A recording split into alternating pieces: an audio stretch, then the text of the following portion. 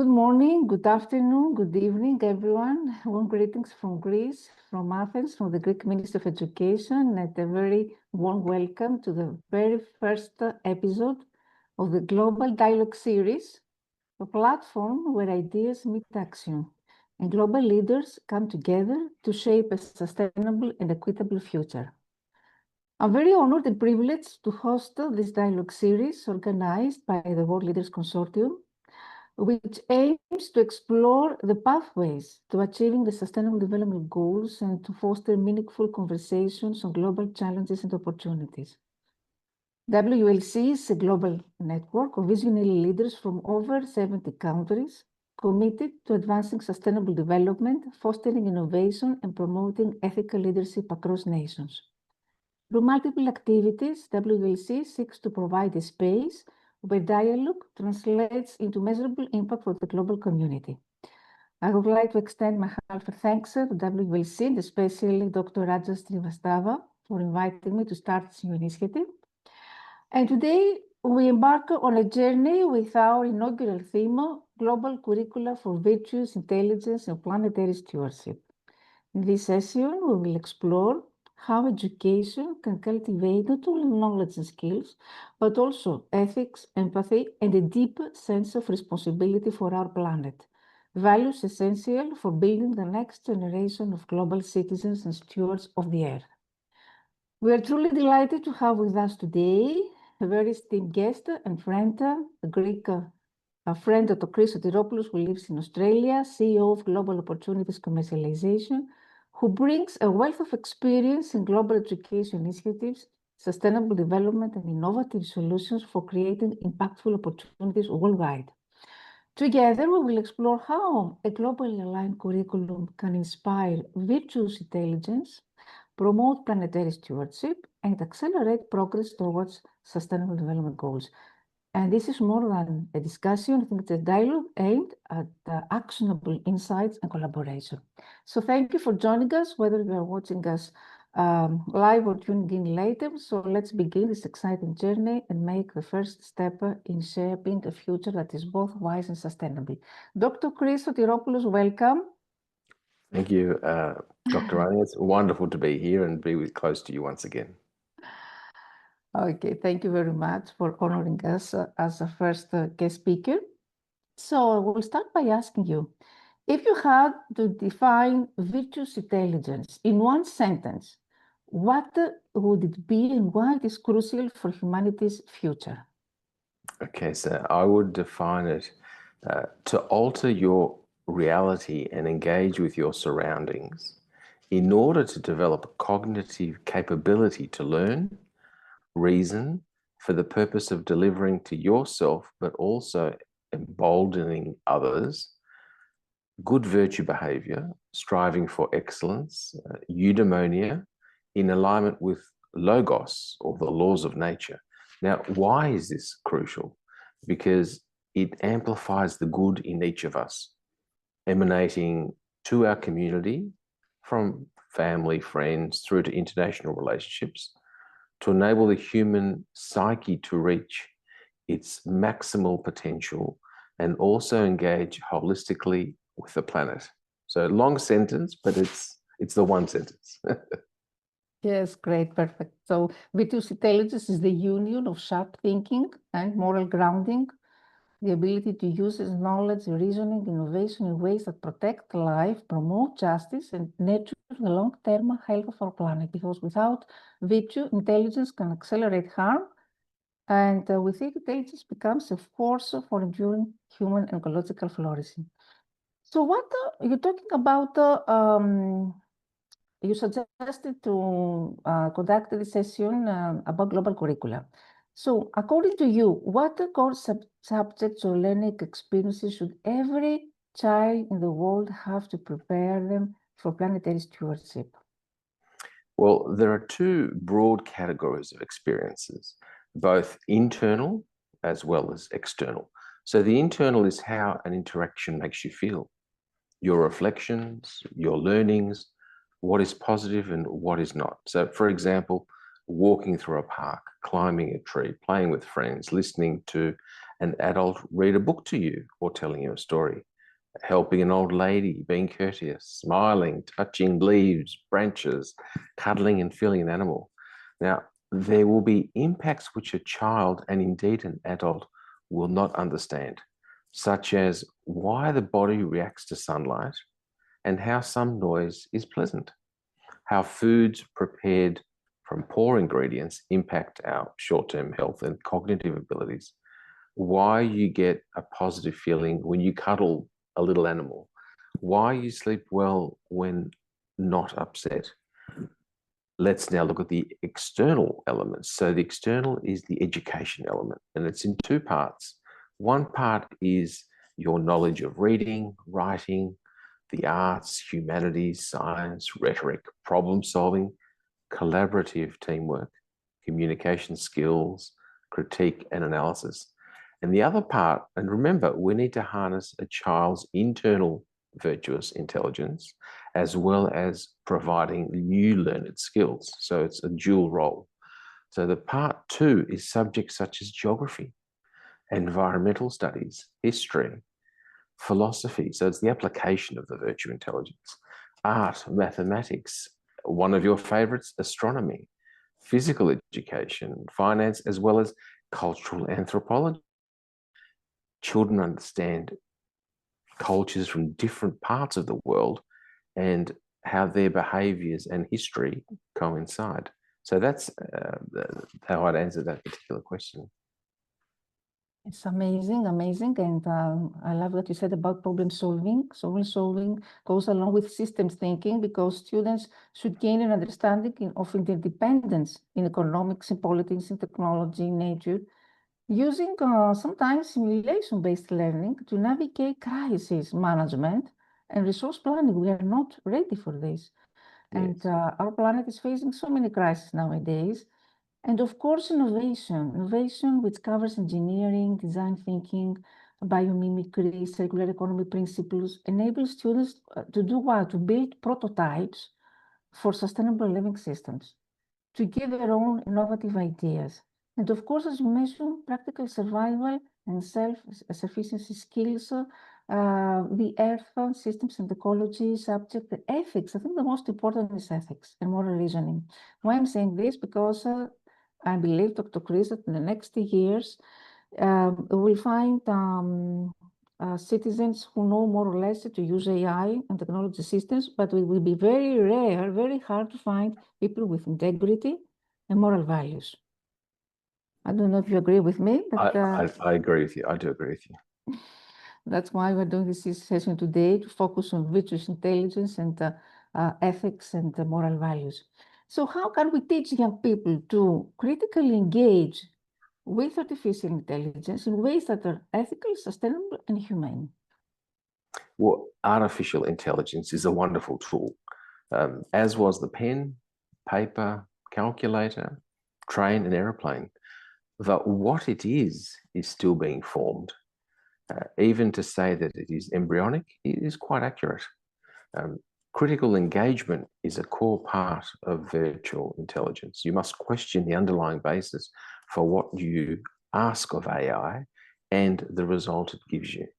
So if we just run through an example, if you ask the question of an AI tool, is the medicine safe and effective? The answer received needs to be interrogated with further questions such as, what's the definition of safe and effective? Is this definition consistent in different parts of the world? What clinical data is available that proves it is safe and effective? What are the adverse effects and why are such effects considered to be acceptable within the scope of safe and effective? Now, what should happen is a group discussion should be held within the school to write the question, but also to interrogate the answer with follow-up questions and to harness that integrity element that you mentioned. The virtuous intelligent element needs to be discussed. Is it good to introduce a medicine which is safe and effective, but may lead to disastrous impacts on a few patients, where some national healthcare systems cannot treat these patients and they die or become disabled? these are the questions that sharpen virtuous intelligence mind. And later in life, these students will utilize this ideology to better humanity and planetary system. So you've seen how we interface the AI tool, but actually triangulate questions around it. Now, in terms of sustainable and humane AI, truth is the biggest hurdle here. If there is truth, there is sustainability. Virtual intelligence needs truth to pursue the good, being sustainable and humane. So AI will operate when you ask it to provide data based on the measures which maximize your environmental remediation. Positive human interaction, which leads to reduced conflict, cooperation, virtue, and less evil, pain, and suffering. So interrogating the AI on its responses, but also only rewarding it when it provides virtuous, intelligence sanctioned responses. Now, this last statement is extremely important because I've had lots of friends use AI, but if you say to them, can you tell me what paint I should use? I bought a house. What paint should I use in my room? AI will say, well, depending on where you live, which country, this is the fashion, this is the option. And you say, yes, but hang on a second. I need it to be sustainable. I need these characteristics. It'll say, okay, now the answer needs to be sharpened to the virtuous intelligence aspect. When you ask the same system tool future questions, it will say, hang on a second, Chris is actually interested in sustainable and humane restrictions, not the broad statements. So it will learn based on your mindset and the intelligence that you give it. So I think that's how we, as a community, need to interrogate AI, and AI will configure itself within that model. Just as at the moment we hear about AI hallucinations and AI being liberal, because that's the way it's been programmed. But I think we can work with it in its evolution to deliver what we need for humanity and sustainability. Yes, amazing. Yes, you know, Dr. Chris, we have the first AI school in UK. The first time we started, actually, is 1 year now. It works on a pilot basis. We're waiting to see the results. The first AI school in India, the first AI university in India, in Kerala. And, you know, it's both promising and scary. We talk about school without teachers, teacherless school. So we're waiting to see what will be the result, because we see how many companies fire workers every week, what is happening every day, in order to replace them with chatbots. But in general, we could say that the first step is to build AI literacy. This is the first step. Ethics becomes tangible when it's explored for real-world dilemmas, of course, and human AI design is another key principle, along with social emotional learning at the same time. And a critical part of this conversation is sustainability, because, you know, recent studies say that every time we use AI tools, we consume immense amounts of energy and water. So it's something that AI has a significant environmental footprint. So students should learn about the carbon costs of training large models and reflect on when AI is genuinely needed versus when simple solutions would suffice. So this has to do with a cross-disciplinary effort, we could say, and a responsible, wise, and ethical use should be our main goal, especially when it comes with environmental awareness. So thank you very much for this answer. And let's go to the global model, because I know that you are very involved in this. How we can create a global curriculum without erasing the diversity and wisdom of local cultures. Global unity or local culture, or both? I think creating a curriculum which captures both, offer both. Basic global elements, literacy, mathematics, science, arts, and virtuous intelligence systems can be localized within your environment. However, we can also add local wisdom, language, and diversity from different cultures. why not offer students the ability to learn local elements and international elements? So if I'm a student in Tennessee, USA, why can't I learn at the same time as I'm learning my literacy, local literacy in mathematics, African tribal wisdom, language and art? This is extremely possible these days with the technologies which we have.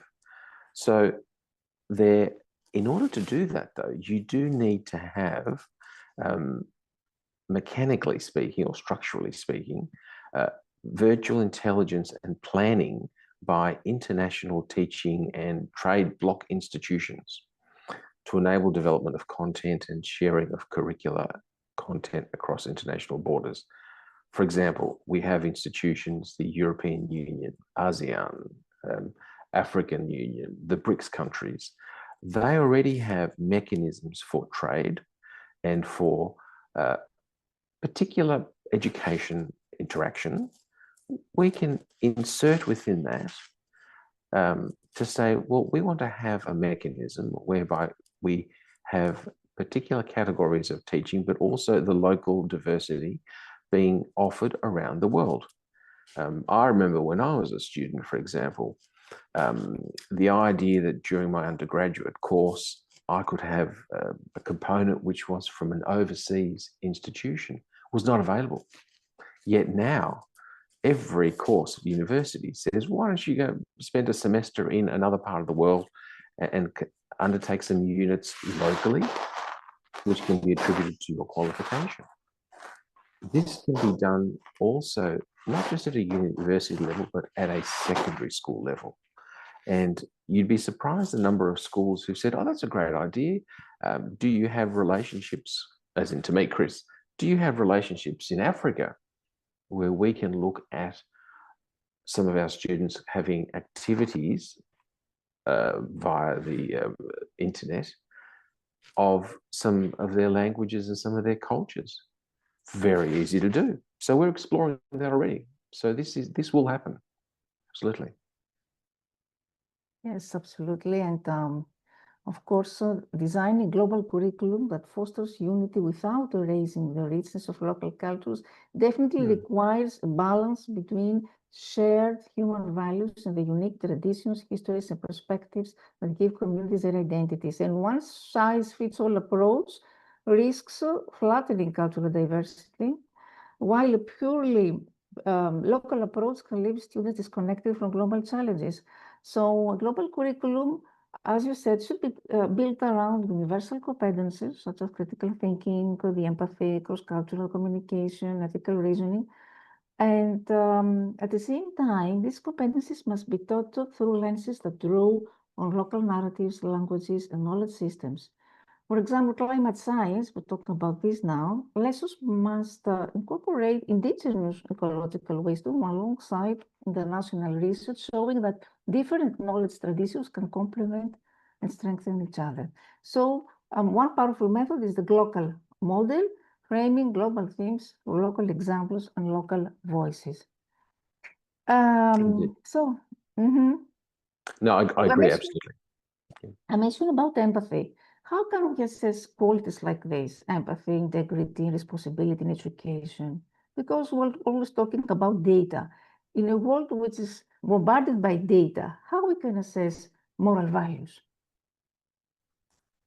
Well, what I would say is that measuring it through, and again, I talk about virtuous intelligence. So an increase in the virtuous intelligence score. Observe the welfare and connectivity in local community projects that the students are involved with, whether it's cleanliness of an environment, looking after elderly, disadvantaged and family. Ask for community improvement projects and observe the number of proposals that are received from the students, the depth of analysis and structure, which can lead to embedded change. So this leads to a mindset change in both the teaching personnel, the school board, school council, parents association. It also leads laterally to a change in the physical infrastructure, where you're enabling classrooms to have more windows, natural light, garden spaces, use of renewable energy, change in IT infrastructure to enable high bandwidth connectivity for the international activities. Then the student assignments begin to transition, and their responses transition from rote learning, which is very common in several cultures, to more creative, virtuous ideals and ideas. The student engagement, you'll see, starts shifting from the typical model to more of a mentoring role in addition to the pedagogy model. So what this demonstrates is how you're able to measure the directive activity towards these pathways that you're referring to. Yes, definitely. So assessing the measurable requires a shift in mindset, I would say, from quantifying virtue to documenting growth, observing practice, fostering reflection, and by embracing complexity rather than forcing simplicity. Education can honor the full humanity of students, nurturing empathy and integrity and responsibility in ways that are authentic, meaningful, and lasting. So what is the biggest obstacle, the biggest challenge that we face when we want to adopt a global curriculum, and how would you address it? Well, the biggest obstacle is often, wow, that's such a big idea. Where do I start? So like anything, you start with early adopters from close-knit networks internationally and build vertical as well as horizontal depth in subject matter expertise and programs. It's the sort of thing you've been doing, Rania, for many, many years. And I know during COVID, my exposure through our lockdowns, my exposure to the international community extrapolated. Prior to COVID, it was all local, very little international. Yet during COVID, it was the reverse, because we identified close-knit people with equivalent values who also wanted to improve humanity. We developed friendships, and through that came conferences, sharing of ideas, and broadening of pathways. So adding virtuous intelligence as an agenda item for all education stakeholders, and as we mentioned earlier, school board, teachers, students, service providers, is important. Developing pilot programs with passionate early adopter teachers to incorporate elements in specific subjects. So we can do that with part of your ecosystem, and I could introduce you to part of my ecosystem. We can do that tomorrow because we have the people who have the flexibility to insert curricula, to experiment, to be early adopters, and to love the progress and the acceleration to improving humanity. And as I said earlier, socializing through forums such as yours, Rania, I mean, you are a renowned global talent with unparalleled network of like-minded people across the world. Job done. So you might think it's really hard until you start breaking it down. But I think the possibility is extremely strong. Yes. So do you think that we have enough time to implement this vision before environmental and social tipping points make it too late? Yes, I'm always an optimist, as you know. Everything's a yes, as I tell my staff, because the practitioners of virtuous intelligence always battle the environmental and social tipping point. And by virtue of logos being on our side, we will win. Now, complacency and distractions are a constant, relentless enemy. So whilst our environment and social cohesion is deteriorating, we're seeing an equilibrium shift where a lot of inventions and commercialization, as well as social engineering, is coalescing to move us into a period of observation, acknowledgement, and preparation of policies to adopt new corrective processes and thereafter applications of such activities.